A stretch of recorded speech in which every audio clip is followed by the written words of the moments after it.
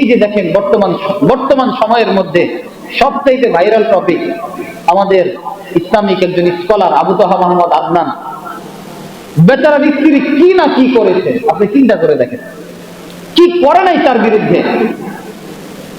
বাংলাদেশের যত বড় বড় দামি দামি মিডিয়া আছে প্রত্যেকটা মিডিয়ার মধ্যে গিয়ে ঘরের সমস্যাগুলো সে বাইরে প্রকাশ করে। আচ্ছা বলেন, সে যদি তার কল্যাণই চাইতো, ভালোই চাইতো, তাহলে সে চিন্তা করতো আচ্ছা সে যদি আমাকে এত নির্যাতন করে, এত অত্যাচার করে, যাক আমি তার কাছে থাকলাম না, এটুকুই তো, এর বাইরে কোনো কিছু করতে পারবে? সুযোগ আছে? সবচাইতে মানে একটা মহিলা যদি অনেক বাড়াবাড়ি করে তার করার সর্বশেষ সীমানা হচ্ছে তালাক। এই তালাকের বাইরে সে আর কিছু করার সুযোগ আছে? নাই তো। আল্লাহ দেখেন কি সুন্দর আল্লাহর বিধান, আল্লাহ তাআলা তালাকের দায়িত্বটা মহিলাদেরকে দেয় নাই। যদি আল্লাহ খালি তালাকের দায়িত্ব মহিলাদেরকে দিত, প্রতি মনে হয় ঘন্টায় ঘন্টায় এক একজনে তার স্বামীরে তালাক দিত। কথা বলেন ঠিক কিনা?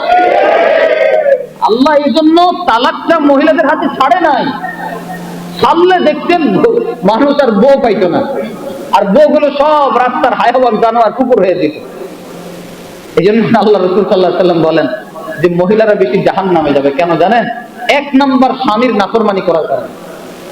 জীবন যৌবন সব শেষ করে দিচ্ছেন এই মহিলার পিছনে, তারপরও দেখবেন বলে বসবে তুমি কি করছো আমার জন্য।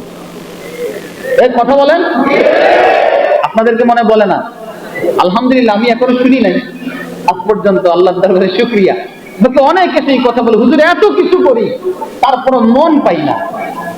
এর মন আপনি জীবনে আর পাইবেন না, কারণ জীবনের 30টা বছর 20টা বছর হেরে মন দিতে দিতে এখনো যদি মন না পান আর কবে পাইবেন? বুড়ি হইলে আর সুযোগ নেই।